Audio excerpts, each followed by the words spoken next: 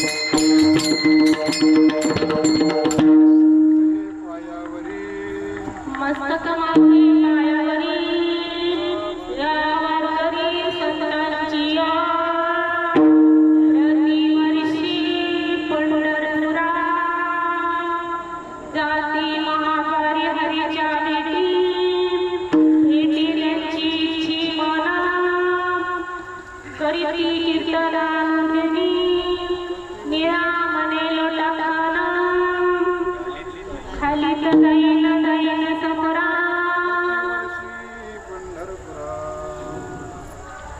अध्यक्ष गुरु शंकराचार्य यांना प्रथम अभिनंदन करते आणि माझे गुरुवर्य कृष्णा कृपाकी विकासकांत मिसळ महाराज यांनाही साष्टांग दंडवत करून त्यांना हृदयात घेऊन मी या कीर्तनाची सेवा करते आणि आजच्या कीर्तनाची सेवा करत आहे.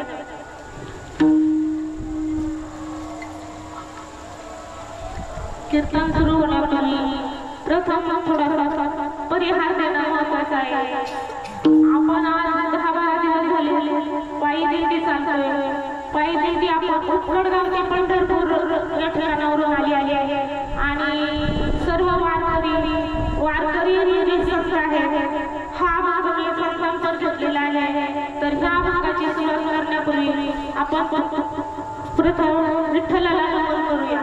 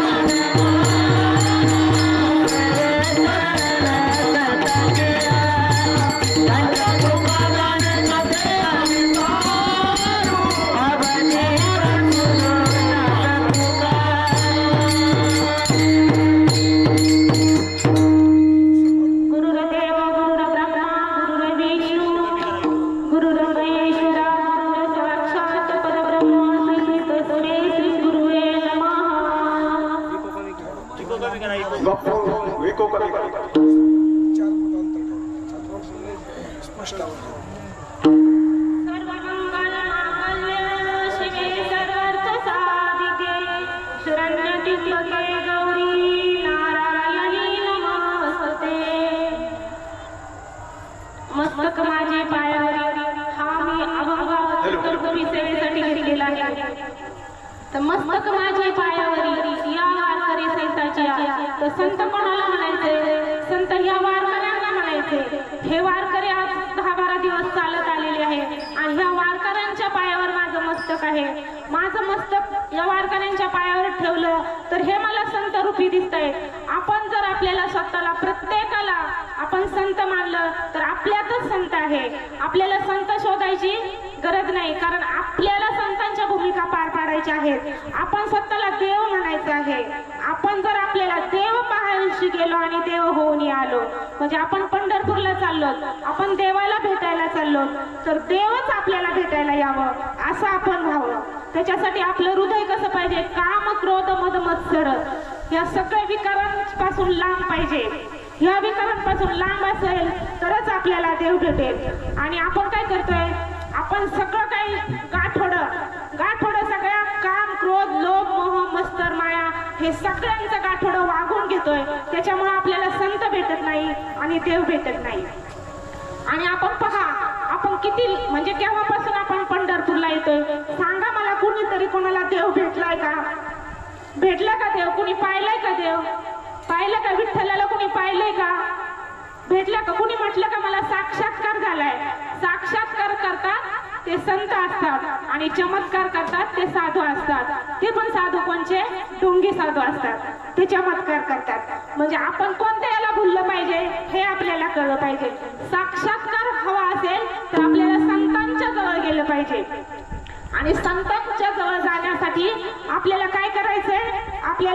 आपण हे पहा, आता आपल्या घरामध्ये जर आपल्याला काही वस्तू लागत असेल, आपल्या मुलाला उदाहरणार्थ आपल्या मुलाला जर काही खर्च करण्यासाठी पैसे हवे असतील तर कधीच तो आपल्या बापाकडे मागत नाही.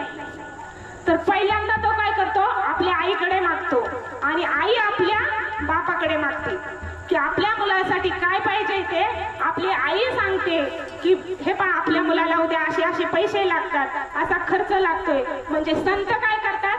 संत आईची भूमिका घेतात. आईची भूमिका. माऊली म्हटलंय ज्ञानेश्वर माऊलींना. माऊली का म्हटलंय? भरपूर संत झाले परंतु माऊलीलाच माऊली का म्हटलं?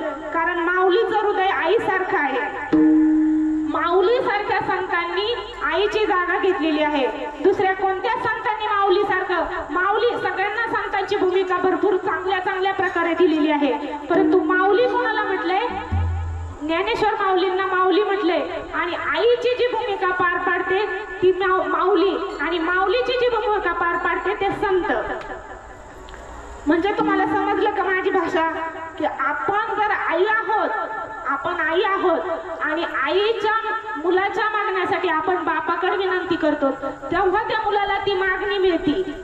म्हणजे जे संत आपल्याला भेटतात, आपल्या जीवनरूपी आयुष्यात जर आपल्याला संत भेटले तर ते संत आपल्याला देवापर्यंत घेऊन जात आहेत.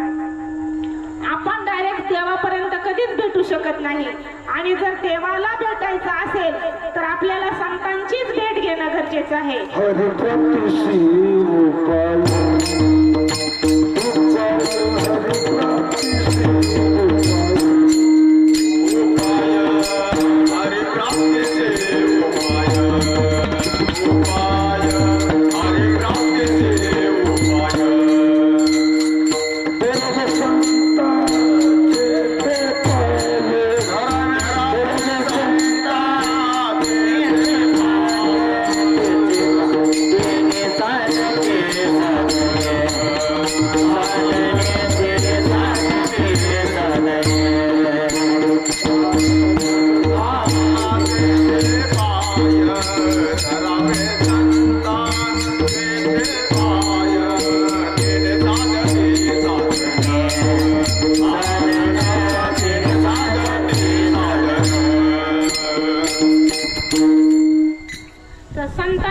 संतांशिवाय आपल्याला देवाची भेट होणार नाही. आपल्याला जर देव भेटायचाच असेल तर आपल्याला अगोदर कोणाचे पाय धरावे लागतील? संतांचे. आणि मग संत कसा शोधायचा? संत कोणामध्ये शोधायचा? आता संतांचा बघा बाजार भरलेला आहे. संतांचा बाजार भरलेला आहे. प्रत्येक जण स्वतःला संत म्हणतोय. आता मला पण वाटत असेल मी या जागेवर उभा राहिली मग संत आहे, पण तसं आहे का? नाही. त्याची संत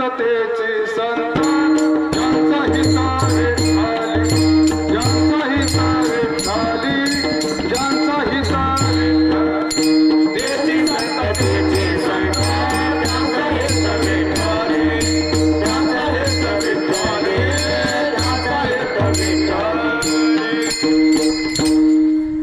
संत काय करतायत?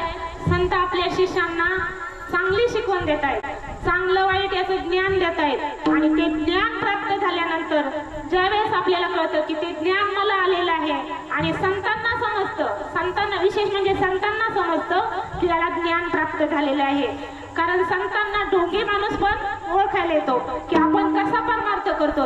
परमार्थ आता कलियुगामध्ये परमार्थ करणं म्हणजे काय झालंय? फॅशन झाली कलियुगामध्ये. परमार्थ करायचा आहे. कलियुगामध्ये शास्त्रात लिहिलंय की करीत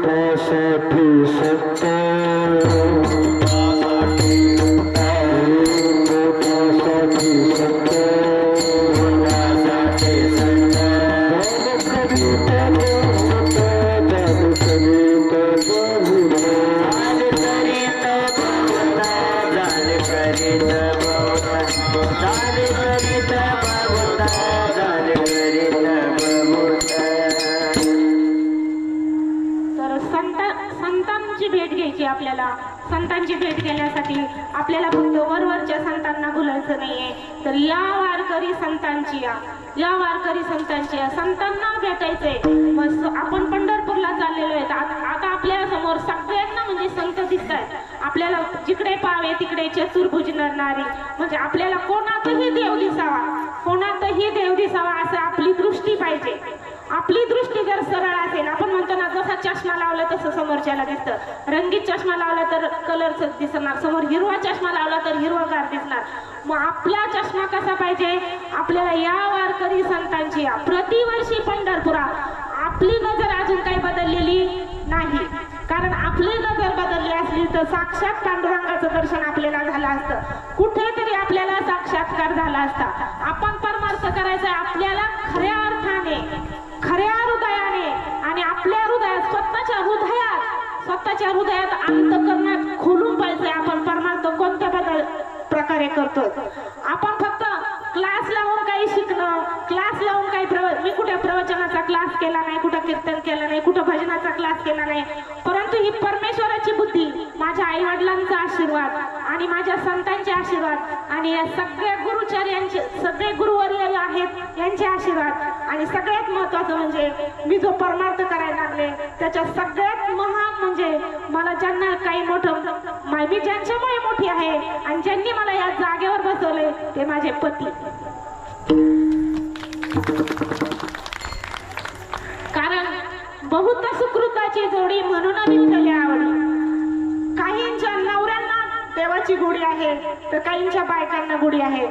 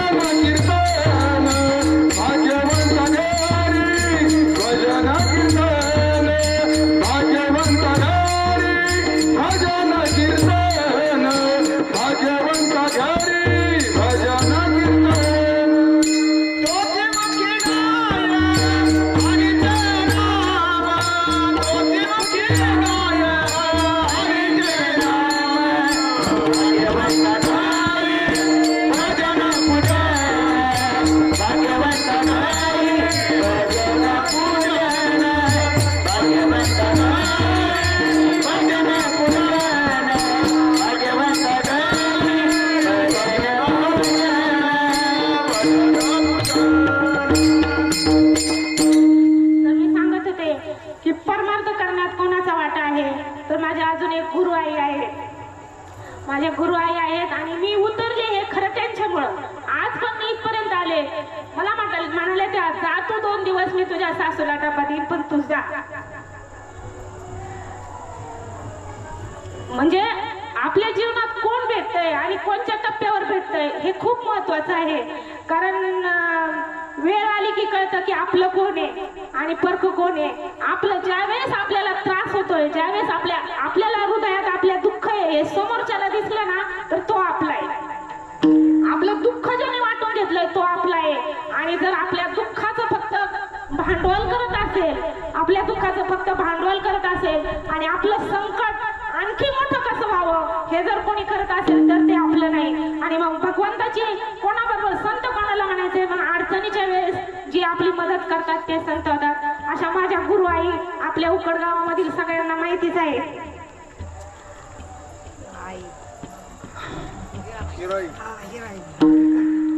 तर त्या आईंनी मला सांगितलं तू काही कर, तुझी इच्छा आहे ना जायची तू जा, पंढरपूरला जा, मी तुझा डब्बा पोच करेन माझ्या मुलाला आणि माझ्या सासूबाईला.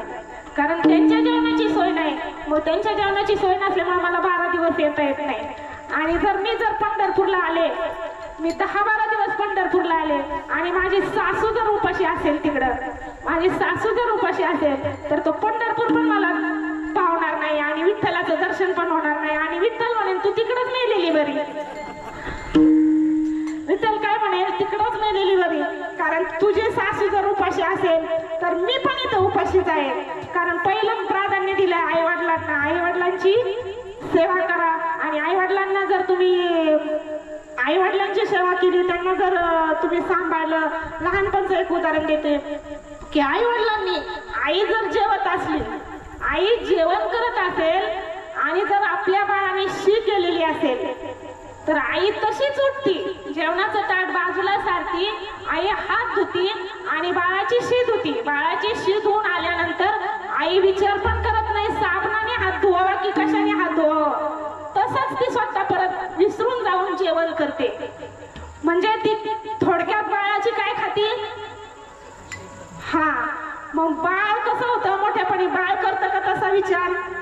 तर एक मुलगा असा होता, खूप मोठा झाला आणि त्याने सांगितलं, आई तू माझ्यासाठी खूप काही केलंय, पण मला या ऋणातून मुक्त व्हायचंय, मला या ऋणातून मुक्त व्हायचंय, मग मी तुझी सेवा करतो. तर आई म्हटली, असं कोणती सेवा माझी करशील तू या ऋणातून मुक्त होशील म्हणून.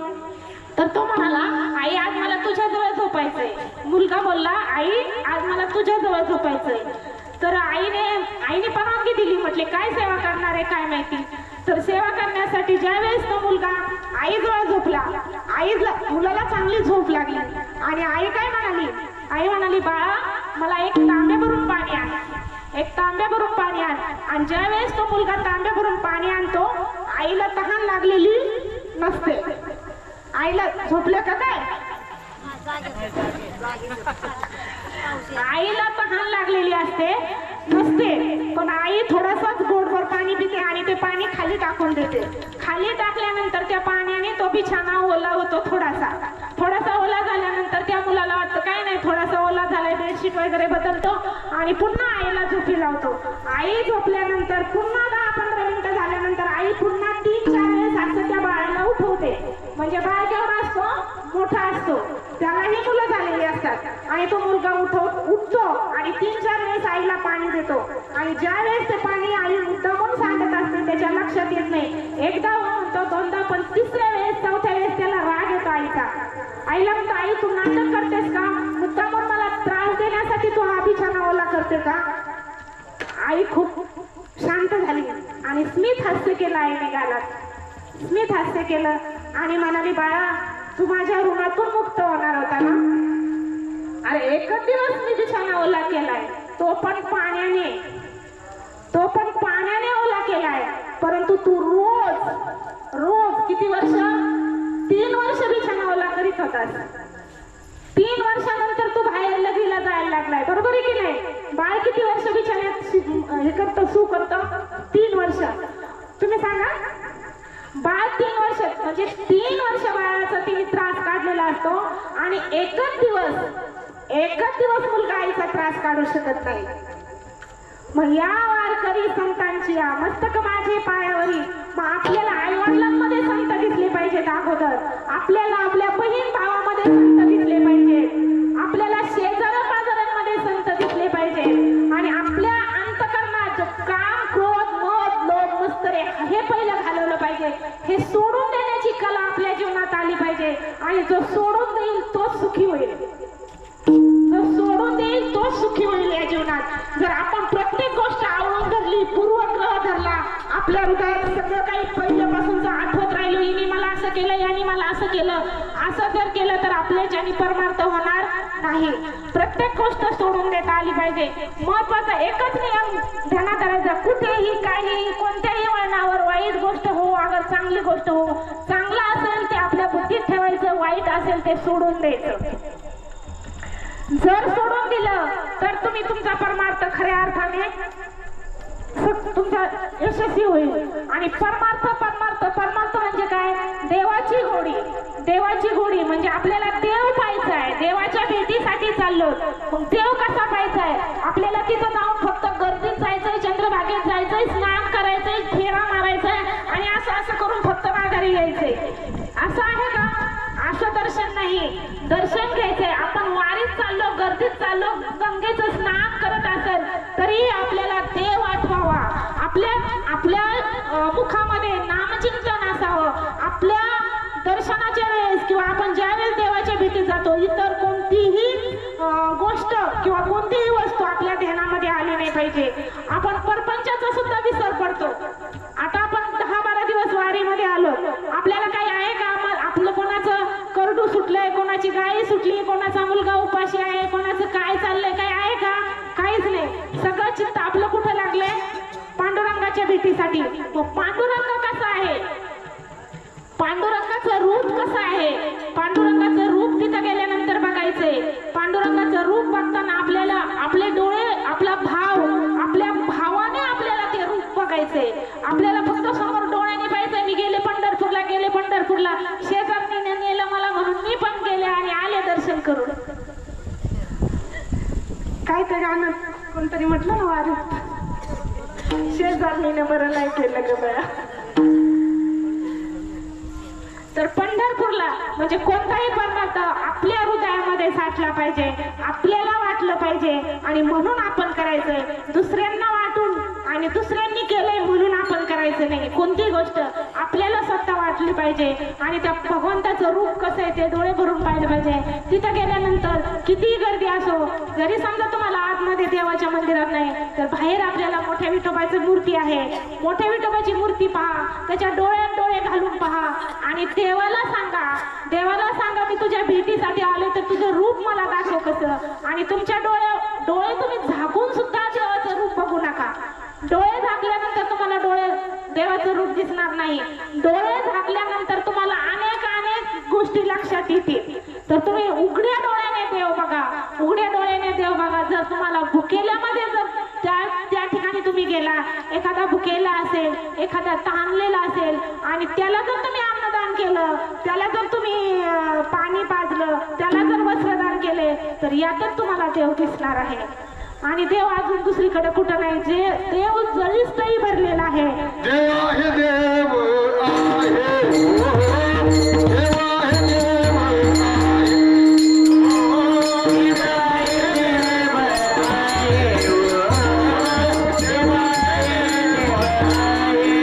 हृदय मंदिरी शोधनी पाये, हृदय मंदिरी शोधनी पाये.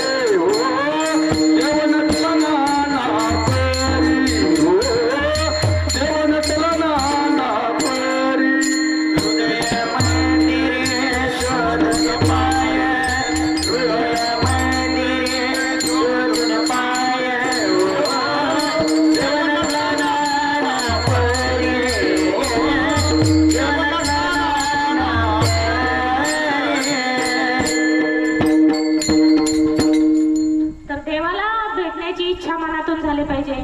एक असेच पैठणचे संत होते कुरमदास म्हणून. तर त्यांच्या आई होती फक्त, त्यांना वडील नव्हते. ते लहान बाळ असताना त्यांची आई काय करायची, प्रत्येक ठिकाणी कुठं कार्यक्रमाला चालली, कीर्तनाला चालली तर त्या बाळाला पाठीवर घ्यायची. पाठीवर म्हणजे आपण पाठकुळी घेतो ना, तसं त्या बाळाला पाठीवर घ्यायची आणि कुठेही त्या बाळाला घेऊन जायची. आणि त्या बाळाला इतकं देवाचं वेड लागलं होतं. लहानपणापासून विठ्ठल विठ्ठल विठ्ठल विठ्ठल विठ्ठल विठ्ठल विठ्ठल विठ्ठल विठ्ठल विठ्ठल असंच नामचिंतन चालू होतं. आणि भगवंताची इतकी ओढ लागली होती, हात नव्हते, पाय नव्हते. आणि त्या बाळाला तो आता लहानपणापासून शून्य म्हणजे झिरो पासून, म्हणजे एकदम जन्मतापासून तो किती वर्षाचा झाला, 20 वर्षाचा झाला. 20 वर्षाचा होईपर्यंत त्याच्या तोंडामध्ये, मुखामध्ये फक्त विठ्ठल विठ्ठल विठ्ठल विठ्ठल असं होतं. आणि एक दिवस एकनाथ महाराजांचं कीर्तन होतं. आणि एकनाथ महाराजांच्या कीर्तनाला त्याला जायची इच्छा झाली. आईला म्हणाला, आई आज काही कर पण मला कीर्तनाला घेऊन जा.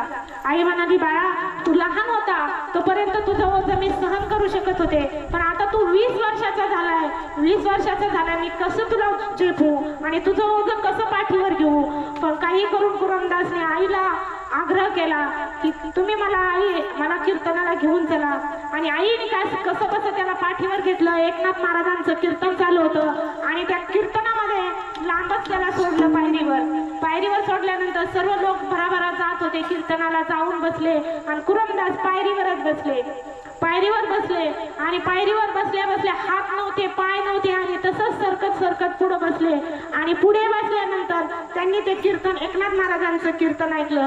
एकनाथ महाराज कीर्तनात सांगत होते एकनाथ महाराज की तुम्ही जीवनामध्ये काहीही करा, प्रपंच करा, सगळं करा, परंतु पंढरपूरला एकदा तरी आयुष्यात पंढरपूरला जा आणि तुम्ही पंढरपूरच्या पांडुरंगाचं दर्शन घ्या आणि विठ्ठलाचं गोड असं रूप तुम्ही पहा आणि विठ्ठलाचं रूप पाहून आल्यानंतर तुम्हाला प्रत्येक तुमच्या आयुष्यातलं कष्ट दूर होईल आणि शीन गेला भाग गेला म्हणजे तुमचा थकवा दूर होईल, असं विठ्ठलाचं दर्शन घेऊन या असं सांगत होते समोरच्याला.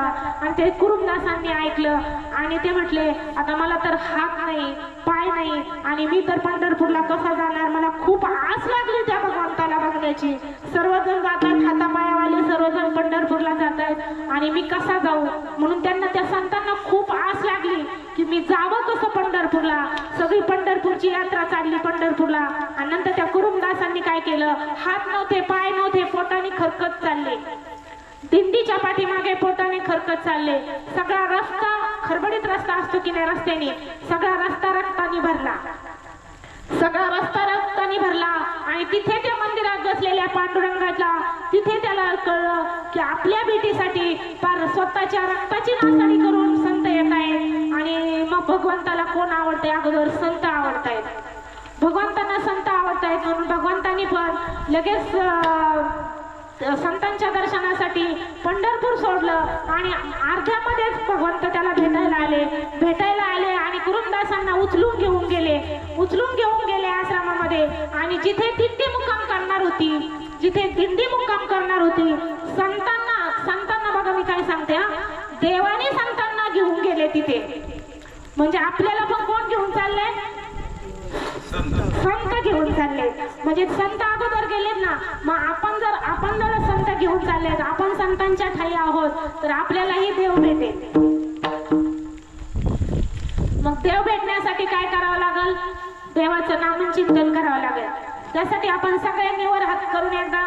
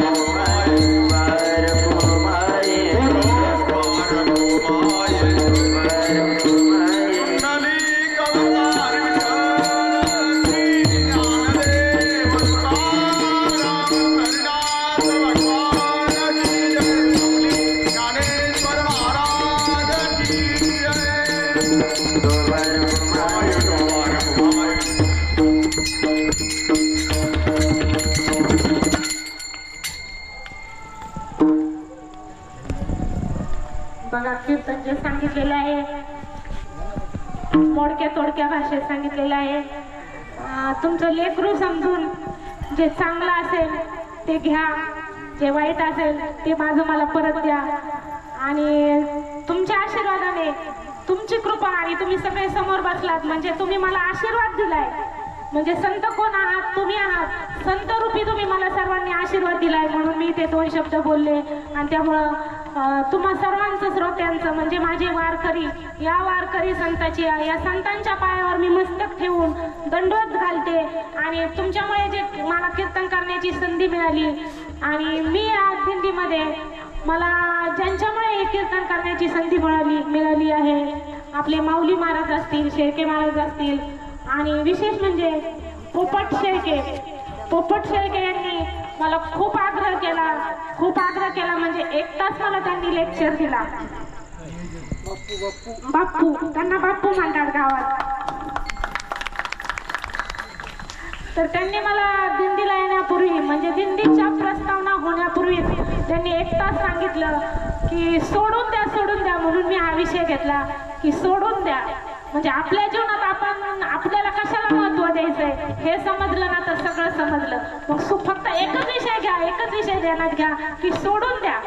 सोडून दिलं तर आपण जीवनात यशस्वी झालो आणि आपल्याला पाठबळ भेटेल. आणि त्यांच्यामुळे आम्ही इथं आलो, त्यांनाही मी धन्यवाद देते.